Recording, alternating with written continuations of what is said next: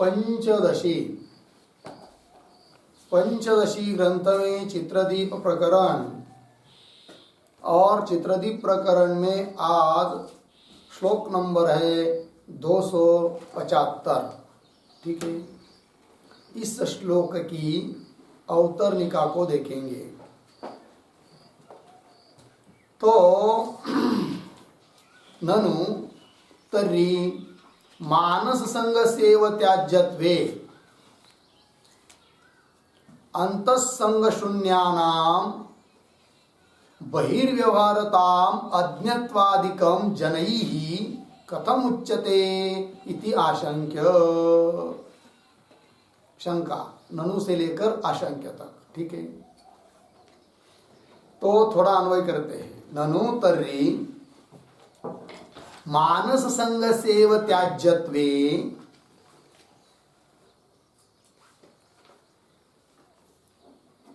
बहिः व्यवहारताम्,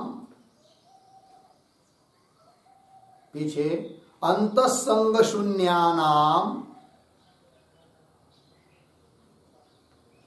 आगे जनैः अज्ञत्वादिकं कथम उच्यते इति आशंक्य।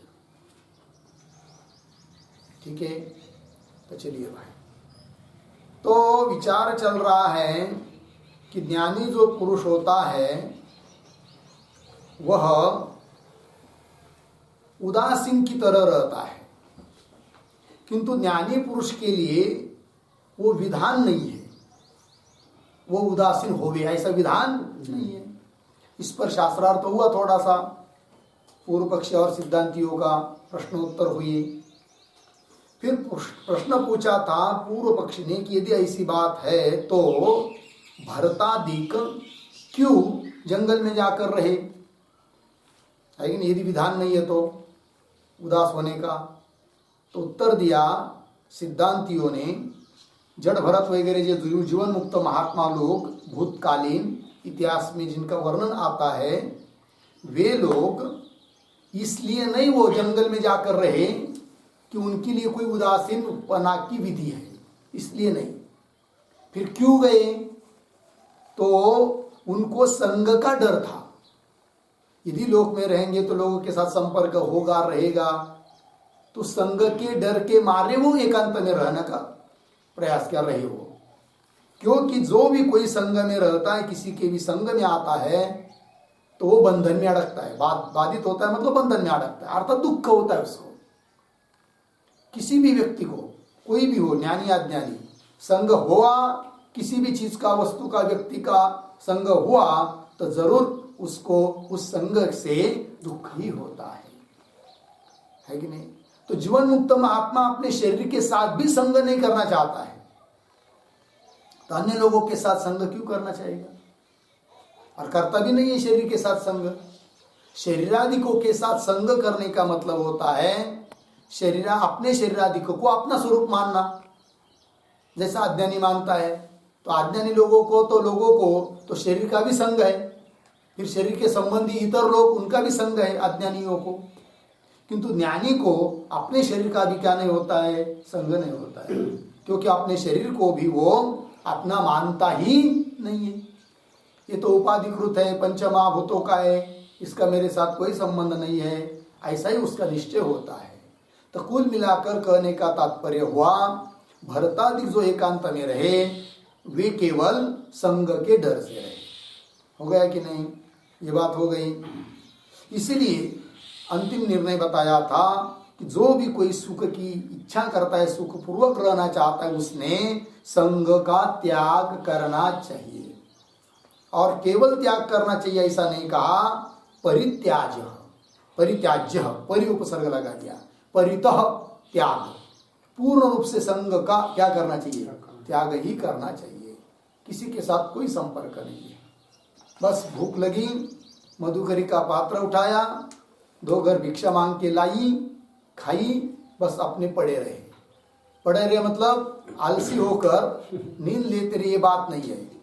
वो आलसी नहीं रहता है महात्मा, वो अपने स्वस्वरूप में मस्ती में रहता है और स्वयं स्वतः उसके मुख से भगवान का नामोच्चार भी आपसे आप चलता रहता है। बताने की जरूरत नहीं है, उनके लिए कोई विधान भी नहीं है, ये आपसे आप होता है। ठीक है जी, चलिए ये बात हो गई। इस पर पूर्व पक्षी शंका कर रहा है कि बोलते भाई संघ का त्याग मतलब ऊपर उसे संघ का त्याग चाहिए या अंतःकरण का धर्म है? तो संघ का त्याग ये धर्म किसका है? अंतःकरण का है। और फिर यदि ऐसी बात है तो समझ लीजिए कोई महात्मा हृदय से सभी का संग छोड़ दिया, भले वह व्यवहार में कुछ काम कर भी रहा है, कार्य कर रहा है, तो फिर वो तो ज्ञानी है। भले व्यवहार में काम कर रहा है किंतु अंदर से संग छोड़ा है तो ज्ञानी है। तो ज्ञानी होते हुए भी उसको लोग अज्ञानी क्यों कहते हैं? ये शंका किसकी? पूर्व पक्ष की। देखिए पंक्ति को, ननु तर्हि मानस संग सेव त्याज्यत्वे, मानसिक संग का ही क्या करना पड़ता है? त्याग। मन से संग छोड़ना पड़ता है, साथ छोड़नी पड़ती है कि नहीं? तो त्याज्यत्वे ऐसा निर्णय हुआ तो बहिर्व्यवहारताम अंतःसंग शून्यानाम पुरुषानाम इत्यर्थः, कि जो बाहर से तो व्यवहार कर रहे हैं बहिर्व्यवहारताम, और अंतःसंग शून्यानाम अंदर से तो संग छोड़ दिया है, ऐसे लोगों को क्या जी? शून्यानाम जनैहि अज्ञत्वादिकम कथम उच्यते। अन्य लोग ऐसे महापुरुष को अज्ञानी है यह, ऐसा क्यों वो लोग बोलते हैं? है कि नहीं? इतर लोग क्या समझते हैं ऐसे लोगों को? यह अज्ञानी है, क्या करता है पता नहीं, कुछ तो पढ़ता दिखता नहीं है, ना भगवान का नाम स्मरण करता हुआ दिखता नहीं है, कोई भजन पूजन करता हुआ दिखता नहीं है, हमेशा व्यवहार में कुछ लगा रहता है, काम धंधे में, और बोलता है कि बहुत बड़ा महात्मा। सब लोग बोलते हैं अज्ञानीता है वो, ऐसे लोग बोलते हैं। क्यों? जबकि उसने अंदर से संग छोड़ दिया है, भले व्यवहार कर रहा है बाहर से प्रारब्ध के कारण, तो उसको अज्ञानी क्यों बोलते हैं इतर लोग? ये प्रश्न। जनैहि अज्ञत्वादिकम कथम उच्यते इति आशंक्य शंका लेकर उत्तर दे रहे, शास्त्र तात्पर्य ज्ञान शून्यत्वात् इत्यादि उत्तर दिया कि जो अन्य लोग ऐसे महापुरुष को अज्ञानी कहते हैं, तो अज्ञानी कहने वाले जो इतर लोग हैं उनको शास्त्र का तात्पर्य समझ में नहीं आया, इसीलिए वे लोग ज्ञानी को भी क्या कहते हैं? अज्ञानी कहते हैं। शास्त्र तात्पर्य ज्ञान शून्यत्वात्, शास्त्र के तात्पर्य का ज्ञान न होने के कारण वे क्या सोचते हैं अज्ञानी लोग? ये साधु बनाए ना तो हमेशा माला लेकर ही क्या जप करना चाहिए, तीर्थ यात्रा को जाना चाहिए, सात्विक ज्ञानेश्वरी आदि ग्रंथों को पढ़ते रहना चाहिए। ये तो कुछ करता नहीं है। ये सब करेगा तब तो वो समझेंगे क्या क्या बहुत बड़ा टीका लगाता है, गंध लगाता है कि नहीं? भोजन के समय भी सब कपड़े विपड़े निकाल के रखता है और इधर उधर ऐसा माला विला पहना हुआ है, तब लोग हाँ सच्चा साधु है। नहीं, अंदर की बात वो जानते नहीं। तो इसलिए कह रहे ग्रंथकार ऐसे जो लोग हैं अन्य लोग, उनको क्या नहीं है? शास्त्र का तात्पर्य समझ में आया नहीं है। वे केवल बाह्य वेश को ही देखते हैं, अंदर उस महात्मा की कितनी योग्यता है उसको देखते नहीं है, और न उनको समझ में आ सकती है कि नहीं? क्योंकि अपने अंतकरण के भाव अपने को ही प्रत्यक्ष होते हैं, अन्य अंतकरण की बात अन्य व्यक्ति को समझना बहुत दुष्कर है, कठिन है। लगा? चलिए श्लोक को पढ़ते हैं। अज्ञात्वा शास्त्र हृदयम् मूढ़ो वक्त्यन्यथा मूर्खाणां निर्णयस्त्वास्ता अस्मत् सिद्धांत उच्यते। अज्ञात्वा शास्त्रद्वयं मूढ़ो वक्त्यन्यथा मूर्खाणां निर्णयस्त्वास्ता अस्मत् सिद्धांत उच्यते। अज्ञात्वा शास्त्र हृदयं मूढ़ः वक्ति अन्यथा अन्यथा मूर्खानां निर्णय तु आस्ताम अस्मत् सिद्धांतः उच्यते। ठीक अन्वय। मूढ़ः शास्त्र हृदयम् अज्ञात्वा अन्यथा अन्यथा वक्ति। नीचे मूर्खानाम निर्णय तू आस्ताम अस्मत् सिद्धांत उच्यते। हो गया अन्वय? अस्मत् सिद्धांत उच्यते। ठीक है, अर्थ देखिए। तो मूढ़, मूढ़ व्यक्ति मतलब पामर, शास्त्र संस्कार रहित, अविवेकी, लेकिन मोहित, मोहग्रस्त। मूढ़ शास्त्र हृदयम अज्ञात्वा, शास्त्र हृदय का मतलब होता है शास्त्र तात्पर्य, शास्त्र तात्पर्य न समझकर, अज्ञात्वा, अन्यथा व्यक्ति, जो मन में आएगा या जैसा उसको थोड़ा बहुत कुछ पता रहेगा वैसा वैसा वो बोलता है, अन्यथा व्यक्ति कथन करता है। तो फिर सिद्धांती करे छोड़ो उन लोगों की बात, मूर्खों की। तो मूर्खानाम निर्णय तू आस्ताम, रहने दो, मूर्खों का निर्णय, मूर्खों का कहना छोड़ दो, रुक जाओ उससे। फिर क्या? अस्मत् सिद्धांत उच्यते। अस्मत् सिद्धांत का मतलब होता है विद्वत सिद्धांत, विद्वानों का सिद्धांत क्या है उसको अब कह रहे हैं ग्रंथकार, आगे के श्लोक से कहेंगे। तो टीका को देखिए। अज्ञात्वेति अतः मूढ़ व्यवहार न अत्र विचारणीय इत्याह मूर्खाणाम। उत्तरार्ध में आया ना मूर्खाणाम, तो कह रहे अतः, इसलिए। अतः मतलब क्यों भाई? क्यों शास्त्र हृदय जानते नहीं है, शास्त्र तात्पर्य शून्य है, इसलिए मूढ़ व्यवहार न अत्र विचारणीय। मूढ़ लोगों का, मूर्ख लोगों का जो व्यवहार है, कहना है, शब्द प्रयोग है, वह अत्र यहाँ पर विचारणीय न, इस शास्त्र व्यवहार में मूढ़ों का विचार करना नहीं। अत्र मतलब शास्त्र व्यवहार है, न विचारणीय, शास्त्र व्यवहार में विचार नहीं करना, किसका? मूर्खों लोगों के कहने का, ये करें।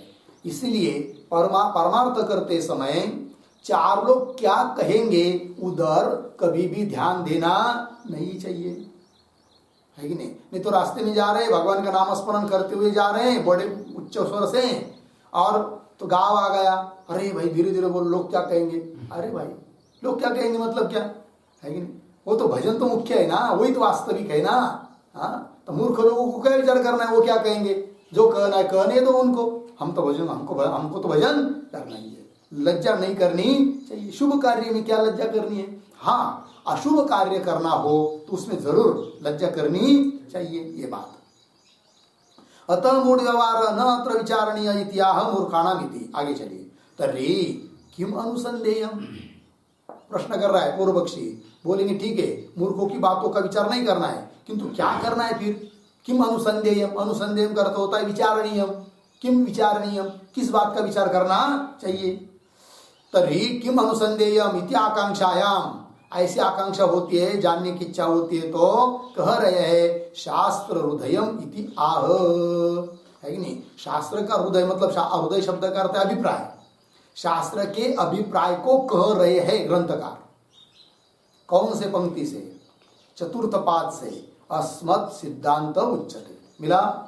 हम लोगों का सिद्धांत अर्थात विद्वानों का, ज्ञानियों का क्या सिद्धांत होता है उसको अब हम कह रहे हैं, मतलब शास्त्र हृदय को कह रहे हैं। हृदय मतलब अभिप्राय, शास्त्र के अभिप्राय को कह रहे, उसका ही विचार करना चाहिए, ये बात हुई।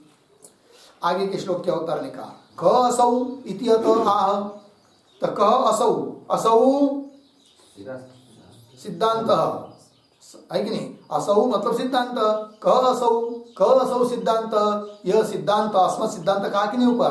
तो वह सिद्धांत विद्वानों का सिद्धांत अर्थात शास्त्र का तात्पर्य क्या है तो बताओ, तो बता रहे हैं श्लोक के माध्यम से। वैराग्य बोधो परमाः, वैराग्य बोधो परमाः, सहायास्ते परस्परम्, सहायास्ते परस्परम्, प्रायेण सवर्तन्ते, प्रायेण सवर्तन्ते, युज्यन्ते क्वचित् क्वचित्, युज्यन्ते क्वचित् क्वचित्। वैराग्य बोधो परमाः, सहायास्ते परस्परम्, प्रायेण सवर्तन्ते, युज्यन्ते क्वचित् क्वचित्। वैराग्य बोधो परमाः सहायाः ते परस्परम्, प्रायेण सवर्तन्ते, वियुज्यन्ते क्वचित् क्वचित्। अन्वय। वैराग्य बोधो परमाः ते परस्परम सहायाः प्रायेण सह वर्तन्ते क्वचित क्वचित वियुज्यन्ते। ठीक है, अर्थ को देखिए भाई। तो कह रहे वैराग्य, बोध और उपरम, तीन बात बहुत काम किए। वैराग्य, बोध और उपरम। बोध मतलब ज्ञान। तो वैराग्य, बोध, उपरम ते परस्परम सहाया, ये परस्पर में सहायक है। ठीक है ना। और ये तीनों प्रायेण बहुत करके अधिकतर सहवर्तन्ते, साथ साथ रहते हैं। किसी महात्मा में तीनों रहते हैं, बोध भी रहता है, वैराग्य रहता है, उपरम भी रहता है। प्राय करके तीनों दिखाई देते महात्मा लोगों में, प्रायेण सहवर्तन्ते। किंतु कभी कभी कुछ प्रतिबंध आ जाने के कारण क्वचित क्वचित वियुज्यन्ते, कभी कभी ये वियुक्त भी रहते हैं। मतलब किसी महात्मा में बहुत ज्यादा वैराग्य ही दिखाई देगा, ज्ञान और उपरति नहीं कमी दिखाई देगी। किसी में बहुत ज्यादा बोध, ज्ञान नहीं दिखाई देगा, वैराग्य और उपरति कम। किसी में उपरति ज्यादा तो वैराग्य और बोध कम। ऐसा भी कहीं कहीं दिखाई देता है। ज्यादातर तीनों साथ साथ रहते ही है, किंतु तो भी उसमें कभी कभी वियोग होता है। इसका मतलब ये भी नहीं क्या कि जहाँ बोध है वहाँ भले वैराग्य नहीं दिखाई दे रहा है, तो भले तीव्र वैराग्य न हो, किंतु कुछ तो वैराग्य तो है ही है, क्योंकि वैराग्य के बिना ज्ञान होगा ही कैसे। ठीक है ना। और कहीं पर वैराग्य बहुत ज्यादा दिखाई दे रहा है और वो सच्चा वैराग्य है, तो जरूर उसके पीछे उपरति और बोध का थोड़ा अंश तो है ही है कि नहीं। मंद रूप से बिल्कुल नहीं ऐसा कह नहीं सकते, किंतु किसी किसी में तीनों भी अत्यंत तीव्र रूप से दिखाई देते हैं, और कहीं कहीं पर एक अधिकतर बाकी न्यून नहीं जैसे, ऐसा भी पता चलता है। ठीक है, चलिए। तो ये हुआ। तो क्या चीज है, लेकिन वैराग्य क्या है, बोध क्या है, उपरम क्या है, किसको कहते हैं, वो स्वयं मूल में आ रहा है। देखिए आगे ये हुआ भाई श्लोक, आगे के श्लोक क्या उतरने का। वैराग्यादि नाम अन्योन्य अपरिहारेण अवस्थान दर्शनात् अभेद शंकायाः तद हेत्वादीनां भेदात् भेदः अवगंतव्यः इति आह। मिला पंक्ति, अर्थ देखिए। तो वैराग्यादि नाम अन्योन्यापरिहारेण, अपरिहारेण ऐसा है। तो वैराग्यादि के तीनों, अन्योन्य मतलब परस्पर में, अपरिहारेण, अपरिहारेण का अर्थ होता है अत्यागेन। अत्यागेन का मतलब होता है एक दूसरे को छोड़कर प्राय रहते नहीं है, तीनों साथ साथ रहते बहुत करके। तो देखिए वैराग्यादि नाम अन्योन्य अपरिहारेण अवस्थानात्, उन तीनों का अवस्थान, अवस्थान मतलब स्थिति, स्थिति मतलब रहना, ये तीनों भी प्राय करके साथ साथ रहते हैं। तो तीनों भी एक साथ साथ रहने के कारण अवस्थान दर्शनात्, साथ साथ दिखाई देने के कारण अभेद शंकाया, तो किसी को उन तीनों के बारे में अभेद शंका हो सकती है। मतलब वैराग्य, बोध और उपरम तीनों एक ही है, ऐसा भ्रम हो सकता है। ऐसा न हो, इसलिए हम उन तीनों का अलग अलग बताएंगे, है कि नहीं। क्यों तीनों अलग अलग है? तीनों का भेद इसलिए है कि तीनों का कारण अलग अलग है, तीनों का स्वरूप अलग अलग है, और तीनों का फल भी अलग अलग है।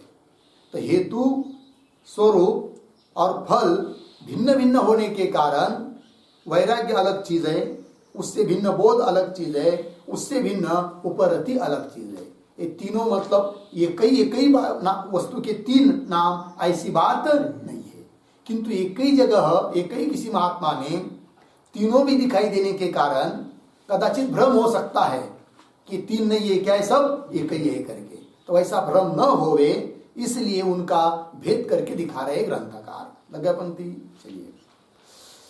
अपरिहार्य अवस्थान दर्शनात् अभेद शंकाया, अभेद की शंका हो सकती है तीनों के बारे में, किंतु कह रहे तद हेत्वादि नाम भेदा, तद हेत्वादि, तद वैराग्य, बोध, उपरति, उनके जो हेत्वादि कारण, आदि शब्द से क्या, हेतु, स्वरूप, फल, हेत्वादि नाम भेदा, उनके कारणादिकों का भेद होने से भेद अवगंतव्य, इन तीनों में भेद है, ये समझना चाहिए। लग गया पंक्ति। चलिए अब श्लोक को बढ़ते हैं। हेतु स्वरूप कार्याणि हेतु स्वरूप कार्याणि भिन्नानि शामसंकरः भिन्नानि शामसंकरः यथावदवगन्तव्य यथावदवगन्तव्य शास्त्रार्थं प्रविविच्यता शास्त्रार्थं प्रविविच्यता हेतु स्वरूप कार्याणि भिन्नानि शामसंकरः यथावदवगन्तव्य शास्त्रार्थं प्रविविच्यता हेतु स्वरूप कार्याणि भिन्नानि येषाम् असंकरः यथावत् अवगन्तव्यः शास्त्रार्थं प्रविविच्यता। ठीक अन्वय। हेतु स्वरूप कार्याणि भिन्नानि, नीचे शास्त्रार्थं प्रविविच्यता येषाम् असंकरः यथावत् अवगन्तव्यः। हो गया? अर्थ को देखिए भाई। तो हेतु स्वरूप कार्याणि, तीन बात। हेतु मतलब कारण, स्वरूप मतलब उसका आकार, और कार्य मतलब फल। भिन्नानि, तीनों के भिन्न भिन्न है। तीनों का हेतु भिन्न भिन्न है, तीनों का स्वरूप भिन्न भिन्न है, और कार्य मतलब फल, ये भी तीनों का अलग अलग है, भिन्नानि। इसलिए शास्त्रार्थम प्रविविच्यता, शास्त्र के अर्थ को विचार करने वाले जो पुरुष, उनके द्वारा, उनके माध्यम से येषाम असंकरः, येषाम येषाम वैराग्यादीनाम असंकरः, असंकरः भेदः। संकर कहते मिला जुला, और असंकर मतलब भिन्न भिन्न, भेद। येषाम असंकरः मतलब भेदः यथावत् अवगन्तव्यः, जैसा कि वैसा जान लेना चाहिए। क्या भेद? किनका? वैराग्य, बोध, उपरम, इनका भेद यथार्थ रूप से समझ लेना चाहिए। किनसे?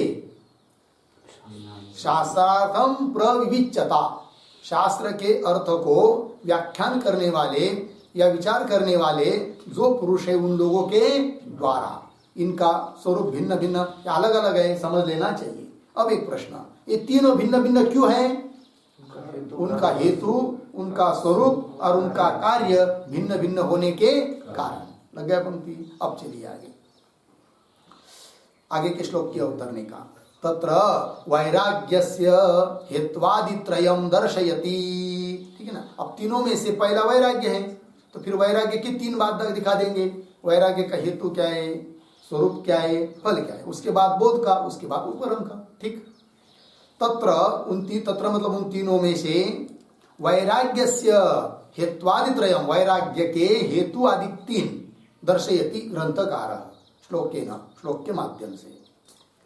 दोष दृष्टिर्जिहासा च, दोष दृष्टिर्जिहासा च, पुनर्भोगे भोगेष्वदीनता, पुनर्भोगेष्वदीनता, असाधारण हेत्वाद्या, असाधारण हेत्वाद्या, वैराग्यस्य त्रयोप्यमी, वैराग्यस्य त्रयोप्यमी, दोष दृष्टिर्जिहासा च, पुनर्भोगेष्वदीनता, असाधारण हेत्वाद्या, वैराग्यस्य त्रयोप्यमी। दोष दृष्टि जिहासा च पुनः भोगेषु अदीनता, असाधारण हेत्वाद्या, वैराग्यस्य त्रयः अपि अमी। ठीक। अन्वय।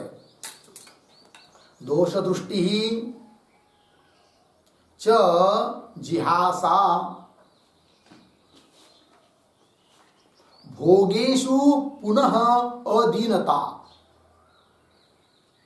भोगेषु पुनः अदीनता। हो गया? नीचे अंतिम शब्द अमी त्रयः अपि वैराग्यस्य असाधारण हेत्वाद्याः। अर्थ देखिए भाई, तो वैराग्य के तीनों को बता रहे हैं, कारण, स्वरूप, फल को। तो दोष दृष्टि ही ये वैराग्य का कारण है, ठीक है ना। विषयों में, ठीक नहीं, अनात्म पदार्थों में, स्वर्गादि में, ऐहिक पारलौकिक भोगों में और स्वयं के देह में भी क्या दोष दृष्टि करना, करेंगे तो जरूर उत्पन्न होगा क्या, वैराग्य। क्या दोष दृष्टि? कि सीधी बात है, ये शरीर हाड़ मांस का है, इसका जन्म होता है, मृत्यु है, जरा है और बहुत सारे दुखम है। और ये शरीर में क्या भरा हुआ है? सब दुर्गंध ही तो भरा हुआ है। और इस शरीर को मैं कह रहा हूँ और इस शरीर के निमित्त अन्य अन्य भोगों को चाह रहा हूँ और ऐसा ही अपना आयुष्य बर्बाद कर रहा हूँ। वृथायुक्षपनम भवेत, निद्रा लेकर सो सो कर विषयों को भोग भोग कर, गप्पा मान बड़बड़, क्या गप्पा क्या कहते उसको, है कि नहीं, एक दूसरे के साथ बातचीत करते करते हमारा ऐसा ही आयु जा रहा है।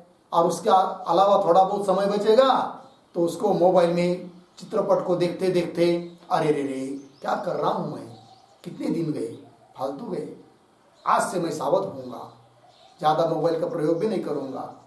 कभी काज किसी का फोन आया तो उतनी बात ठीक है, किंतु बहुत ज़्यादा व्हाट्सएप में या किसी चित्रपट में या वीडियो में मैं मेरा समय नहीं बर्बाद करूँगा।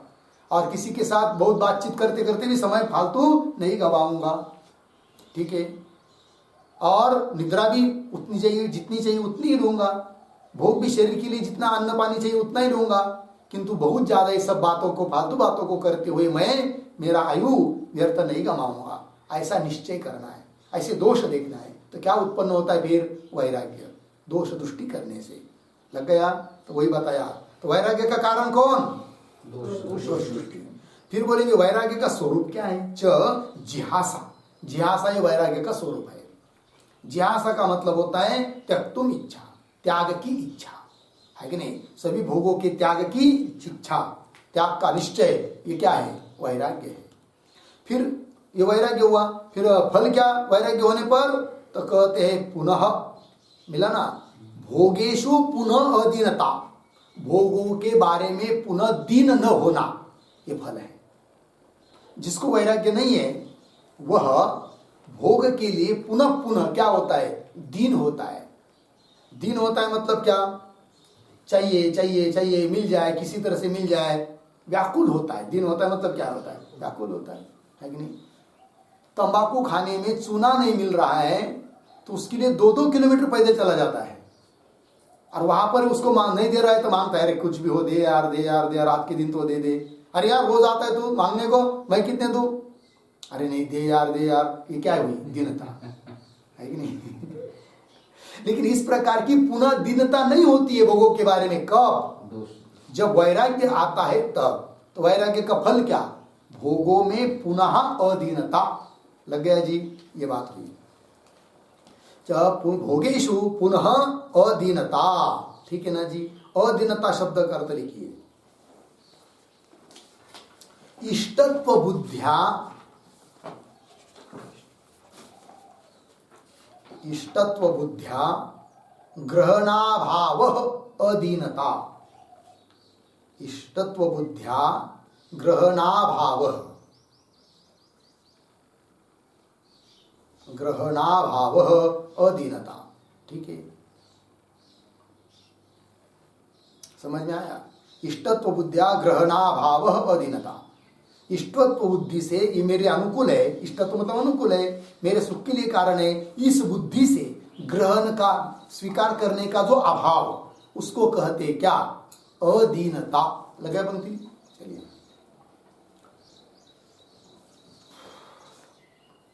आगे चलिए। अमी त्रयः अपि, ये तीनों भी वैराग्यस्य असाधारण हेत्वाद्या, ये तीनों भी वैराग्य के क्या है? असाधारण हेतु आदि है। हेतु, स्वरूप और फल। हो गया जी। आगे चलिए, आगे के श्लोक के अवतरने का। इदानीम तत्वबोधस्य कारणादीनि दर्शयति। अब तीन बातें ना वो, वैराग्य, बोध और उपरम।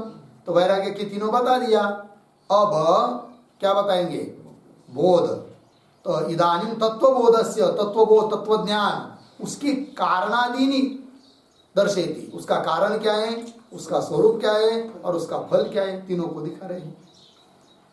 श्रवणादित्रयं तद्वत्, श्रवणादित्रयं तद्वत्, तत्त्वमिथ्या विवेचनम्, तत्त्वमिथ्या विवेचनम्, पुनर्ग्रन्थेरनुदयो,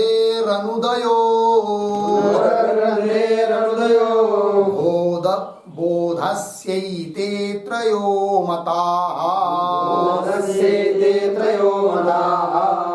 श्रवणादित्रयं तद्वत्, तत्त्वमिथ्या विवेचनम्, पुनर्ग्रन्थेरनुदयो, बोधस्यैते त्रयो मताः। श्रवणादित्रयं तद्वत् तत्त्वमिथ्या विवेचनम्, पुनः ग्रन्थेः अनुदयः, बोधस्य एते त्रयः मताः। ठीक, अन्वय पहली पंक्ति सरल है। श्रवणादित्रयं तद्वत् तत्त्वमिथ्या विवेचनम्, नीचे पुनः ग्रन्थे अनुदयः एते त्रयः बोधस्य मताः, एते त्रयः बोधस्य मताः। ठीक है, अर्थ को देखिए भाई।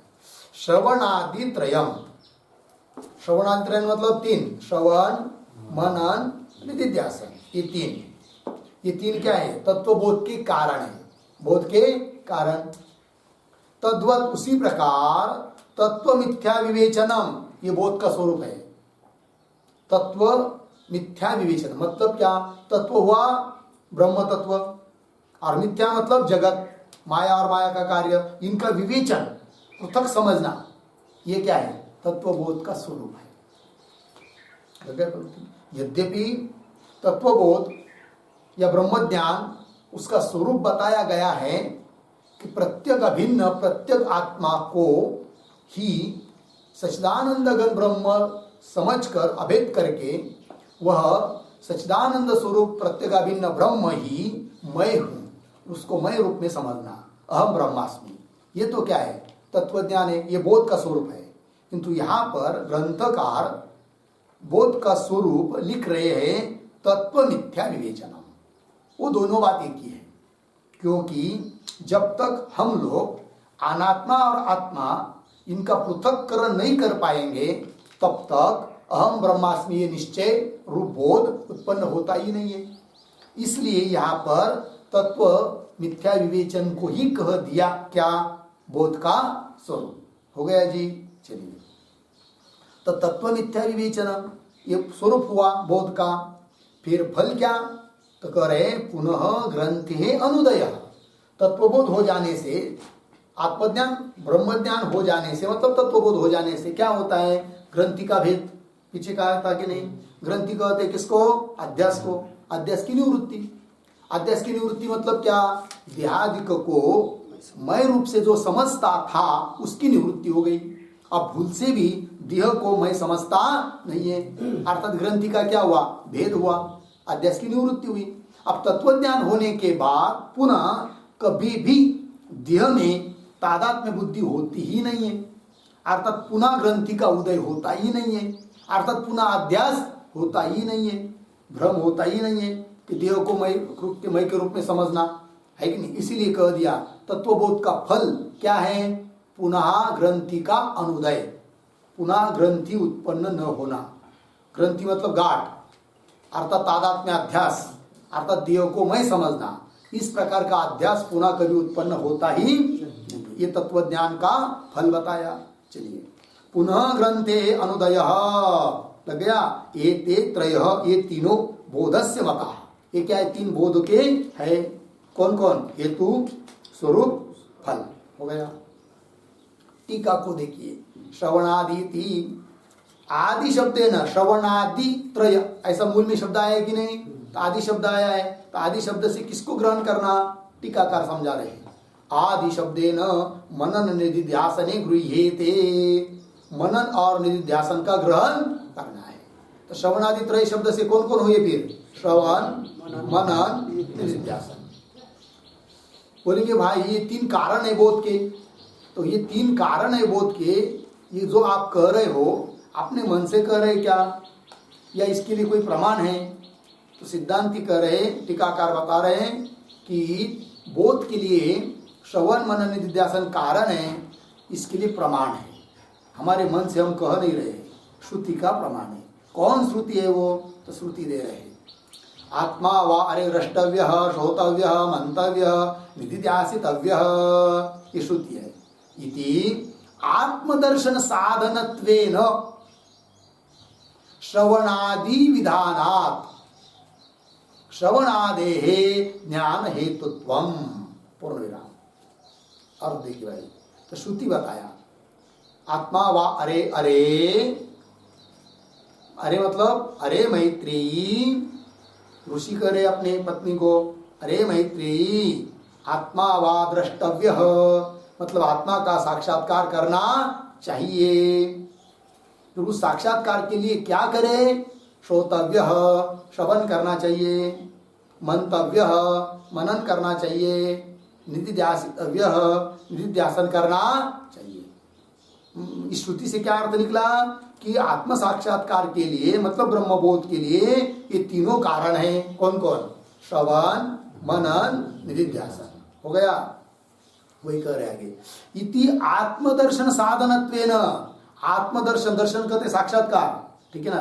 बोध, आत्मबोध के लिए, आत्म साक्षात्कार के लिए साधन है, कारण है। कौन? ये तीन। कौन कौन?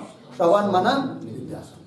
आत्मदर्शन साधनत्वेन श्रवणादि विधानात्, श्रवणादि को का विधान किया है, इसलिए श्रवणादि है ज्ञान हेतुत्वम। इसलिए श्रवणादि क्या हुई? ज्ञान के हेतु, कारण हुई। होगा इतना? आगे चलिए। तत्व मिथ्या विवेचनम, ये प्रतीक है, उसका अर्थ बता रहे टीकाकार, कूटस्थ अहंकारादेह च भेद ज्ञान। पूर्ण विराम। ये हुआ बोध का स्वरूप। तत्व मिथ्या विवेचन, तत्व शब्द से लिया कूटस्थ, अर्थात साक्षी, कूटस्थ, प्रत्येगात्मा, चैतन्य, ब्रह्म, ठीक। और दूसरी बात है अहंकार, जो कि अंतकरण का धर्म है, जड़ है कि नहीं? तो कूटस्थ हुआ तत्व और मिथ्या हुआ कौन? अहंकार। इन दोनों का भेद ज्ञान, यही हुआ तत्व ज्ञान का स्वरूप, ठीक है ना जी? क्योंकि इन दोनों का भेद समझ में आए बिना अहम ब्रह्मास्मि वृत्ति उत्पन्न ही नहीं होती है। इसलिए इसी को कह दिया यहाँ पर तत्वबोध का स्वरूप। कूटस्थ अहंकारादेह च भेद ज्ञानम, मिल गया पंक्ति? तो स्वरूप बताया। अब तत्वबोध का फल बता रहे टीकाकार। ग्रंथेर अनुदय, ये प्रतीक है, ग्रंथे अनुदय, उसका अर्थ कर रहे हैं अन्योन्याध्यास अनुत्पत्ति, ठीक है ना? अन्योन्याध्यास की अनुत्पत्ति, अनुत्पत्ति मतलब उत्पत्ति का अभाव, पुनः उत्पन्न न होना। कौन? अन्योन्याध्यास। क्योंकि अन्योन्याध्यास निवृत्त होता है कब? किससे? तत्व ज्ञान से। तो अन्योन्याध्यास मतलब क्या भाई? परस्पर का अध्यास। परस्पर मतलब दोनों का परस्पर में। तो दोनों कौन? एक तो हुआ कूटस्थ और दूसरा हुआ अहंकार। अज्ञान अवस्था में इन दोनों का परस्पर में हम लोगों को क्या हुआ है? अध्यास हुआ है। कैसा अध्यास हुआ है? अहंकार अंतकरण का धर्म है, तो अहंकार या कर्तृत्व भोक्तृत्व आदि हम समझते किसमें? कूटस्थ में, आत्मा में। तो अहंकार का स्वरूप अध्यास हुआ और उसके धर्मों का भी अध्यास हुआ किसमें? कूटस्थ में, ठीक। और अहंकाराधिक जो अहंकार देहादिक जो अनात्म पदार्थ है वो मिथ्या है, किंतु मिथ्या होती हुई भी उसको हम अज्ञान काल में मिथ्या नहीं समझते। क्या समझते फिर? सत्य। सत्य तो धर्म किसका है? कूटस्थ का। तो कूटस्थ का धर्म जो सत्यत्व, उसके संबंध का अध्यास होता है किसमें? अनात्मा जो अहंकारादिकों में। तो अध्यास हुआ कि नहीं? यही हुआ अन्योन्याध्यास, परस्पर अध्यास। ये तो निवृत्त हुआ कब? तत्वज्ञान होने के बाद समझ में आ गया कि अहंकार अंतकरणादि की अलग चीज है कर्तृत्व भोक्तृत्व अंतकरण आदि के धर्म हैं। स्थूल देह स्थूल देह भी पंचमहाभूतों का कार्य है।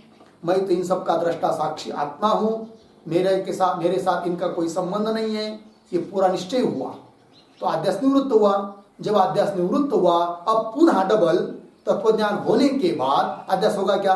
नहीं। तो यही कहा फिर ग्रंथे अनुदय, अर्थात अन्योन्याध्यास अनुत्पत्ति, अन्योन्याध्यास की पुनः उत्पत्ति नहीं होती है। ये क्या है? तत्वबोध का फल। तीनों बात हुई बोध के बारे में, हेतु स्वरूप फल कार्य। अब आगे कह रहे उपरते तानि दर्शयति, मिला पंक्ति? उपरते तानि, तानि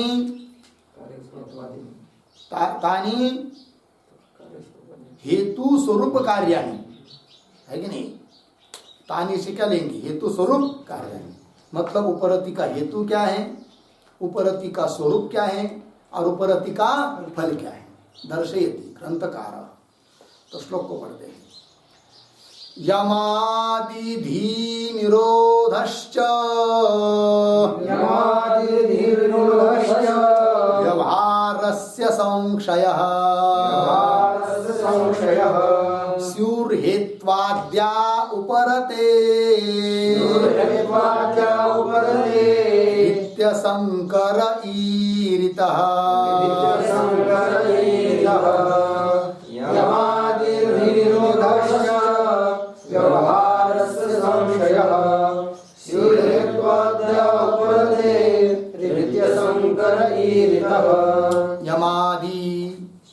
यमादि धी निरोधः च व्यवहारस्य संशयः स्युः हेत्वाद्याः उपरते इति असंकरः ईरितः। अन्वय यमादिः च धी निरोधः व्यवहारस्य संशयः उपरते हेत्वाद्याः स्युः इति असंकरः ईरितः। हो गया? अर्थ को देखिए। तो यमादि, यम को जानते हो? यम मतलब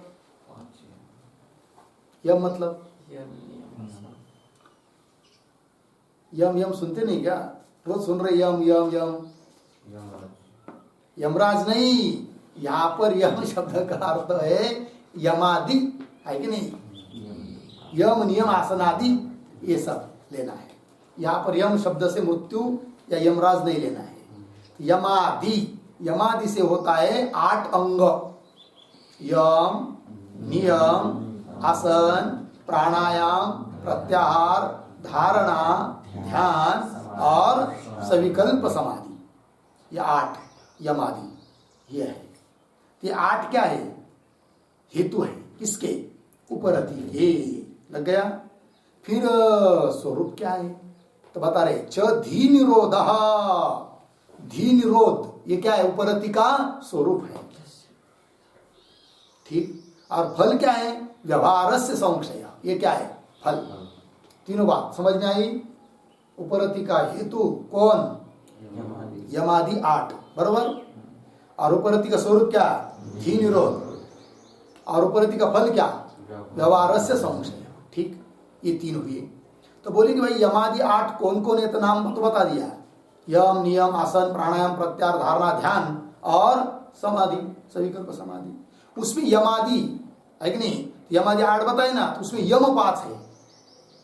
अहिंसा सत्य अस्तेय ब्रह्मचर्य अपरिग्रह, ये 5 यम है। फिर नियम भी 5 है। कौन कौन? शौच संतोष तप स्वाध्याय ईश्वर प्रणिधान, है नहीं? बोले कि नहीं? क्या क्या? शौच संतोष तप स्वाध्याय और ईश्वर प्रणिधान 5 हुए ना। ये 5 क्या है? नियम।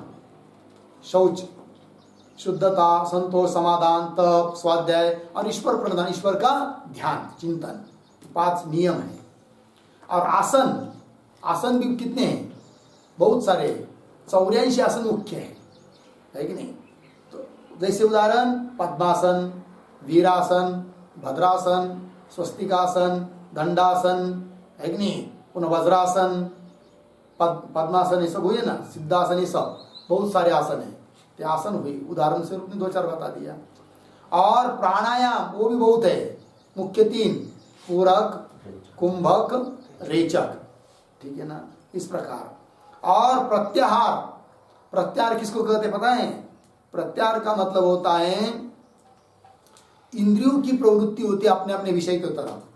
तो शब्दादि विषयों से श्रोत्रादि इंद्रियों का निरोध करना, इसको बोलते हैं प्रत्याहार। क्या?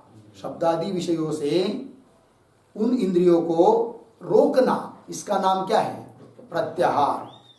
फिर होता है धारणा, ठीक है ना। धारणा क्या होता है जी? अपने चित्तवृत्ति को किसी एक पॉइंट में लगाना, इसका नाम है क्या? धारणा, ठीक है ना। तो वो पॉइंट कोई भी हो सकता है, उदाहरण नाभि चक्र या हृदय या मूर्धा या नासिका का अग्रभाग या कोई बाह्य मूर्ति या कोई बाह्य बिंदु, कोई उस पर अपनी चित्तवृत्ति को लगाना, ये क्या होती है? धारणा। और ध्यान क्या है? तो अपनी चित्तवृत्ति को जहां पर लगाया वहीं पर उस सार का वृत्ति का प्रवाह चलना, अन्य प्रत्यय रहित, मतलब अन्य पदार्थ का वृत्ति न होने देकर, अन्य पदार्थ का वृत्ति नहीं होने देनी है। और जहां पर लगाई है ना, वहीं पर सार का तैल धारावत प्रवाह वृत्ति का, इसका नाम होता है क्या? ध्यान।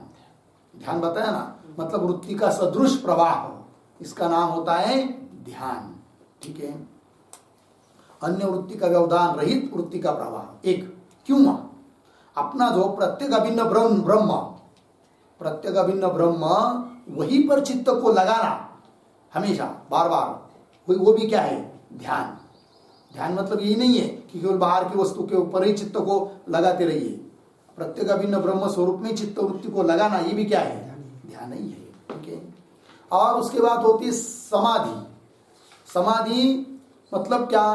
तो व्युत्थान संस्कार का तिरस्कार करके निरोध संस्कार की प्रगटता, इस प्रकार से जो अंतकरण की एकाग्रता रूप परिणाम, अंतकरण का एकाग्रता रूप जो परिणाम, उसका नाम है क्या? समाधि भी 2 प्रकार की होती है, सविकल्प, निर्विकल्प। उसमें सविकल्प समाधि अंग है, ठीक है जी। तो चलिए, तो ऊपर के 8 बताए ना, क्या क्या? यम, नियम, आसन, प्राणायाम, प्रत्याहार, धारणा, ध्यान, समाधि। यह कारण है किसके? उपरति के। हो गया। अब उपरति का स्वरूप क्या है भाई? तो बताया इस श्लोक में, धी निरोध हुआ कि नहीं? धी कहते बुद्धि, और वो बुद्धि 5 प्रकार की है। उन 5 प्रकार के बुद्धि का निरोध, यही है उपरति का स्वरूप। तो 5 प्रकार की बुद्धि कौन है? तो प्रमाण, विपर्यय, विकल्प, निद्रा और स्मृति। इन्हें क्या क्या? प्रमाण, विपर्यय, विकल्प, निद्रा और स्मृति, ये 5 है कि नहीं? इस 5 प्रकार के वृत्ति का निरोध, ये क्या है? उपरति का स्वरूप है। छोड़ देना इन सभी चीजों को, प्रमाण, विकल्प, विपर्यय, निद्रा आदि करके निरोध करना वृत्ति का, वहां से। तो ये हुआ स्वरूप हुआ उपरति का। और फल क्या? व्यवहार से संशय। संशय मतलब निवृत्ति, व्यवहार की निवृत्ति, मतलब लौकिक वैदिक व्यवहार का विस्मरण। ये क्या है? उपरति का फल।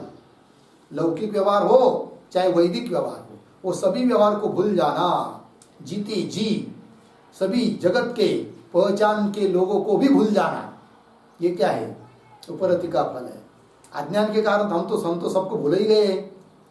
पिछले जन्म में कौन कौन थे मित्र, उसकी कोई याद है? अभी नहीं है। या कौन माँ बाप थे, कोई याद है? अज्ञान के कारण सबको भूल गए कि नहीं हम लोग, है कि नहीं? तो अज्ञान के कारण सबको भूलना ही है। आप भी वर्तमान काल में जिसका ज्ञान है, एक दिन ऐसा आएगा कि अज्ञान हो जाएगा इन सब के बारे में, तो भूलना ही पड़ेगा। अब जिनको भूलना ही पड़ना है, जिसका विस्मरण होना ही होना है कभी न कभी, तो क्यों आज ही नहीं इसका विस्मरण हो जाए? अज्ञान से स्मरण करना है तो ज्ञान होते हुए भी हम क्या करेंगे, इनका स्मरण भूल जाएंगे। व्यवहार का संशय, व्यवहार की निवृत्ति, ये क्या है, उपरति का फल है। और ऐसे उपरति जिसको बहुत ज्यादा हो जाती है, उसके जैसा सुखी व्यक्ति, समाधानी व्यक्ति त्रिभुवन में कोई नहीं मिलेगा। ठीक है ना। वही व्यक्ति कह सकता है क्या, आनंदाचे डोही आनंद तरंग। और व्यवहार करते रहेंगे, है कि नहीं, किसी को गाली देंगे, किसी ने गाली दिया तो अपमान हुआ तो रोते बैठेंगे, है कि नहीं, तब तो उसके जैसा दुखी और कोई नहीं है। लग गया जी। चलो भाई, तो टीका को देखिए।